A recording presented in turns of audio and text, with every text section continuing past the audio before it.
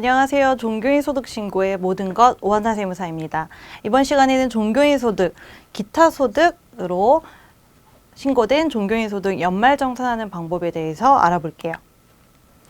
자, 연말정산의 필요성, 왜 연말정산을 해야 하는지 같이 이해하도록 하는 거고요. 연말정산 일정에 맞춰서 우리가 미리 서류를 준비할 수 있도록 하는데 목표를 두고 있어요. 그리고 연말정산을 통한 세액 계산 구조, 이해까지 같이 우리가 목표로 하고 있습니다. 그리고 연말정산의 의의, 연말정산 시기 및 제출 서류, 세액 계산 방법을 통해서 알아볼게요.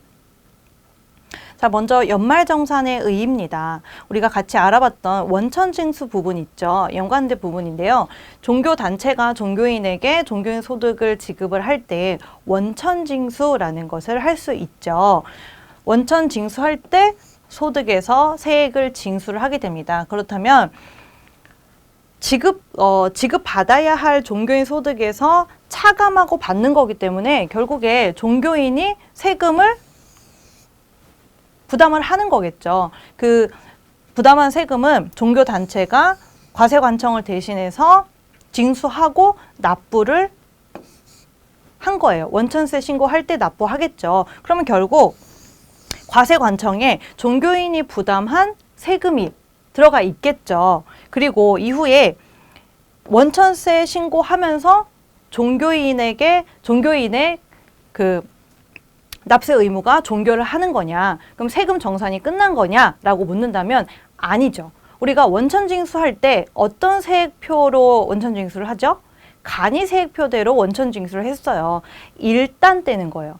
그렇기 때문에 나중에 이 종교인이 실제로 부담한 세금이 적정한 세금이냐라고 정산하는 과정이 절차가 필요합니다. 그게 바로 연말정산이에요. 이 연말정산이라는 제도를 통해서 그 세액이 확정이 되는 건데요. 자, 여기서 종교단체의 예외적인 부분이 또 하나 나옵니다. 연말정산을 종교단체가 할 수도 있고 안 할 수도 있어요. 만약에 종교단체가 우리는 연말정산까지 해줄 여력이 안 된다. 우리 연말정산을 못 하겠다, 안 하겠다라고 결정하는 경우에는 연말정산 포기 신청서를 제출하면 됩니다. 그게 아니라 우리 종교단체는 종교인을 위해서 연말정산을 해주겠다라고 결정하는 경우에는 연말정산을 하는 거예요. 자, 그렇다면 연말정산을 통해서 세액이 정산이 되겠죠. 그 정산된 세액이 종교인이 이미 부담한 이 세액과 비교를 했을 때 많거나 적을 수 있겠죠. 이미 낸 세금이 내야 할 세금보다 많이 냈다. 이미 낸 세금이 많다. 그러면 환급이 되는 거고요. 적게 냈다 하면 추가로 납부를 하게 됩니다.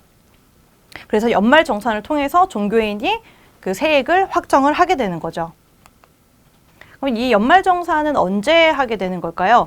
연말정산이라는 거는 그 종교인이 그 해 동안에 받은 종교인 소득에 대해서 정산을 하는 거기 때문에 이미 그 해에 대한 소득이 확정이 돼야 되겠죠.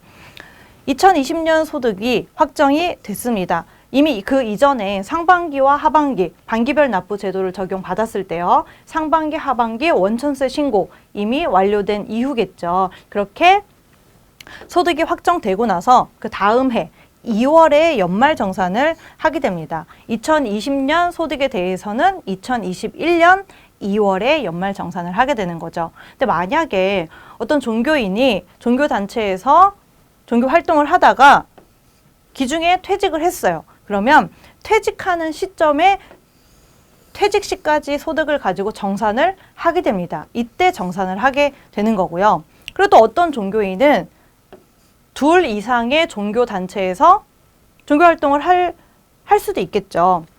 그래서 A라는 종교단체에서 종교활동을 하다가 퇴사를 하고 B라는 종교단체에서 종교활동을 했다라고 할 때 B 종교단체에서 연말정산을 하겠죠. 이제 일반적인 경우처럼. 근데 이 종교인 같은 경우에는 B라는 종교단체에서 연말정산을 할 때 B 종교단체의 종교인 소득뿐만 아니라 A 종교단체에서 발생했던 소득까지 합산해서 연말정산을 해야 되는 거예요.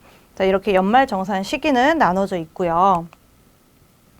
우리가 연말정산을 할 때 그 종교인의 그 해당 연도에 소득세가 확정이 된다고 했는데요.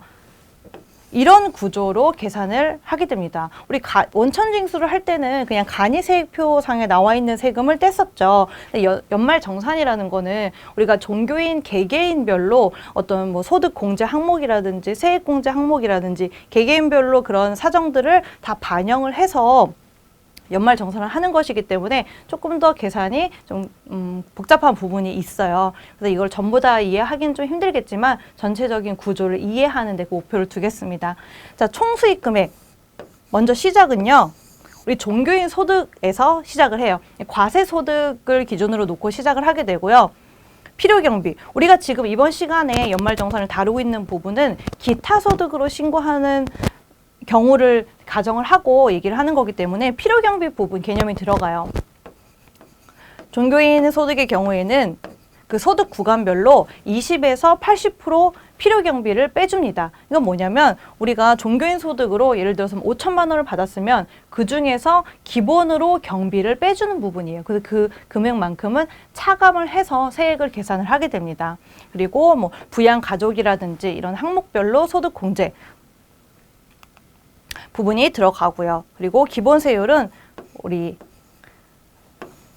6%에서 42% 구간별로 소득세율은 정해져 있어요. 그래서 그렇게 다르게 적용이 될 거고요. 세액공제도 우리 소득공제와 세액공제 부분은 이후 시간에 조금 더 알아볼 거예요.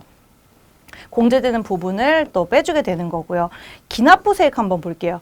기납부세액이라는 거는 우리 아까 앞에서 봤었던 것처럼 종교단체가 종교인의 소득을 지급을 할 때 징수했던, 원천징수했던 그 부분을 종교인이 과세관청에 세금을 이미 부담한 부분인 거잖아요. 그 부분만큼은 빼고 그 나머지를 징수하게 됩니다. 종교인 소득 지급 명세서를 제출해야 하는데 이런 계산 구조, 이 계산 구조를 제출하는 것이 지급 명세서 제출이다라고 보시면 되겠습니다. 그리고 연말정산하지 않는 경우에는 연말정산 포기 신청서를 제출해야 하고요. 여기까지 오한나 세무사였습니다.